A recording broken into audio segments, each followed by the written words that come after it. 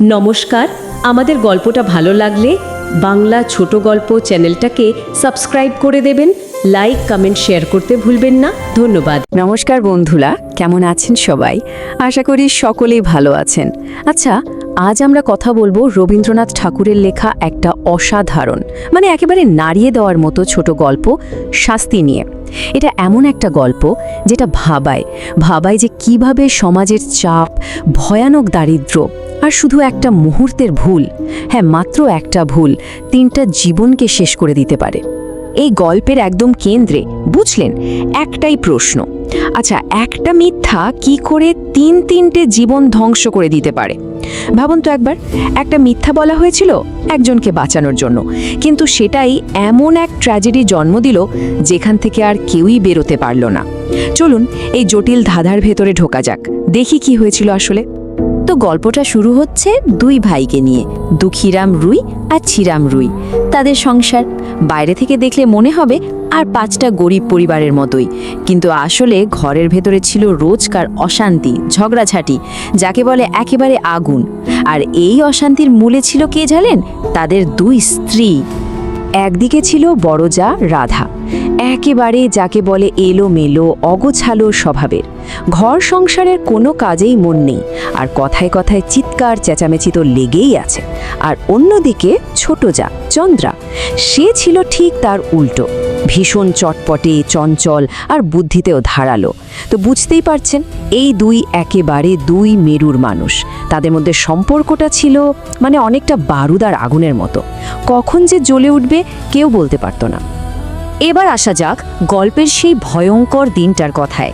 সেই দিনটাতে 2 ভাই দুঃখীরাম আর ছিরাম জমিদারের বাড়িতে প্রায় সারা দিন ধরে হাড় ভাঙা খাটুনি খেটেছে। কিন্তু গরিবের খাটুনির তো দাম নেই, তাই না? দিন শেষে হাতে যা পেল তা পারিশ্রমিকের থেকে অপমানই বেশি। তো এই ক্ষুধার্ত, ক্লান্ত আর অপমানে জর্জরিত শরীর আর মন নিয়ে তারা যখন বাড়ি ফিরছে, তাদের ভেতরে যে রাগটা জমছিল সেটা একটা টাইম বোমার মতো ছিল, শুধু ফাটার অপেক্ষা। আর যা ঘটার ঠিক সেটাই ঘটল, চোখের পলকে। এখানে এই গল্পটা এমন একটা মোড় নেয় যার ফেরানো যায় না। ভাবুন, ক্লান্ত বিধ্বস্ত দুঃখীরাম বাড়ি ফিরে বউ রাধার কাছে শুধু খেতে চেয়েছিল, কিন্তু ক্ষুধার্ত রাধা এমন একটা ঝাঁঝানো উত্তর দিল যে দুঃখীরামের সারা দিনের জমে থাকা রাগ, অপমান, হতাশা সব একসাথে যেন আগ্নেয়গিরির মতো ফেটে পড়ল। সে আর কিচ্ছু ভাবেনি, হাতের কাছেই পড়ে থাকা একটা দা দিয়ে সজোরে আঘাত করে বসল রাধার মাথায়। ব্যাস, সব শেষ। মাত্র এক মুহূর্তের রাগ আর রাধা মাটিতে লুটিয়ে পড়ল। সাথে সাথেই সব শেষ। পুরো বাড়িটা যেন পাথর হয়ে গেল, নেমে এলো একটা হাড়হিম করা নিস্তব্ধতা। এই ভয়ঙ্কর বিশৃঙ্খলার মধ্যে যখন সবাই হতবম্ব, তখন ছোট ভাই ছিরাম সে কিন্তু মাথার ঠান্ডা রাখল আর এমন একটা সিদ্ধান্ত নিল যেটা দ্রুত কিন্তু মারাত্মক। সে তার দাদাকে বাঁচানোর জন্য একটা প্ল্যান করল, কিন্তু সে ঘুণাক্ষরেও টের পায়নি যে তার এই পরিকল্পনাটা কত বড় একটা ভুল, কত বড় একটা সর্বনাশের জন্ম দিতে চলেছে।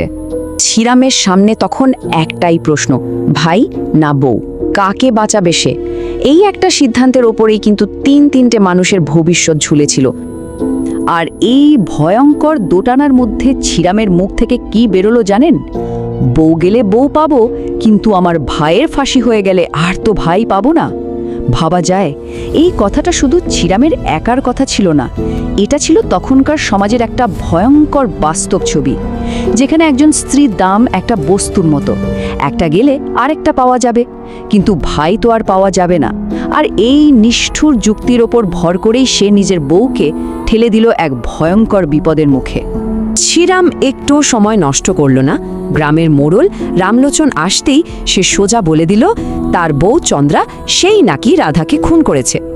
তারপর সে চন্দ্রার কাছে গেল, তাকে বোঝালো, বলল, তুমি শুধু দোষটা নিজের ঘাড়ে নাও, আমি তোমাকে আদালতে ঠিক বাঁচিয়ে নেব, চিন্তা করো না।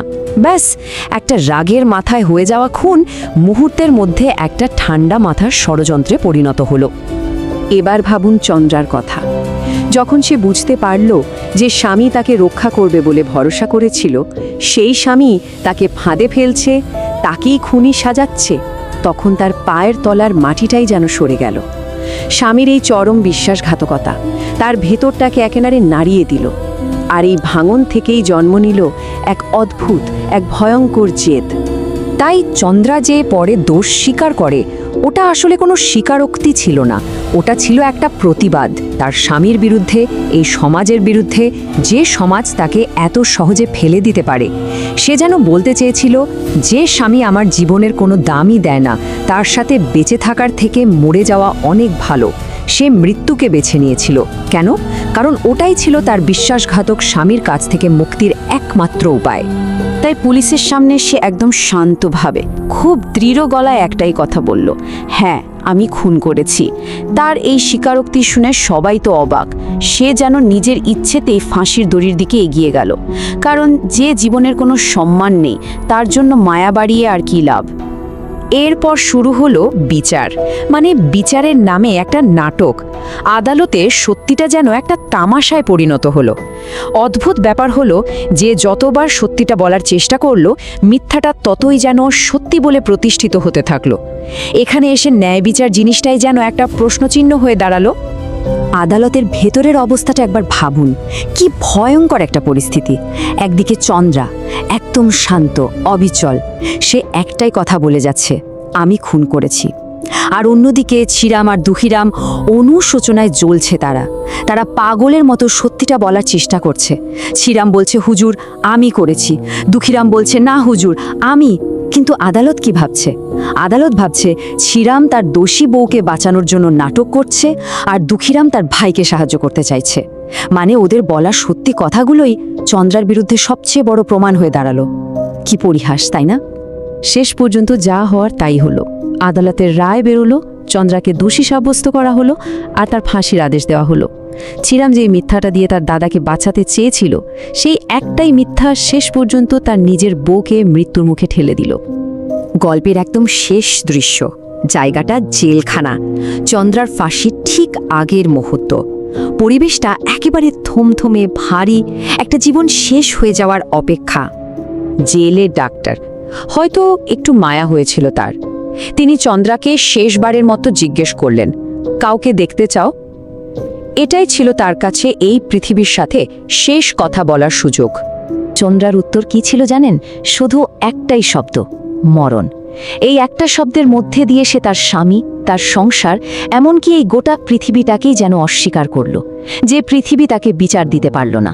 সে যেন বলে দিল, আমার আর কাউকে চাই না, আমার শেষ সঙ্গী এখন মৃত্যুই। গল্পটার নাম শাস্তি। কিন্তু একবার ভেবে দেখুন তো, শাস্তিটা আসলে কার হলো? চন্দ্রার, যে কোনো দোষ না করেও ফাঁসির দড়িতে ঝুলে গেল? নাকি দুখিরামের, যে একটা মুহূর্তের ভুলের জন্য সারা জীবন অনুশোচনার আগুনে জ্বলবে? নাকি আসল শাস্তিটা পেল ছিরাম, যার একটা মাত্র মিথ্যা তার পুরো জীবনটাকে, তার সংসারটাকে ছারখার করে দিল, আর তাকে ফেলে রেখে গেল এক জীবন্ত নরকের মধ্যে? এই প্রশ্নটা রবীন্দ্রনাথ ঠাকুর আমাদের সবার জন্য রেখে গেছেন।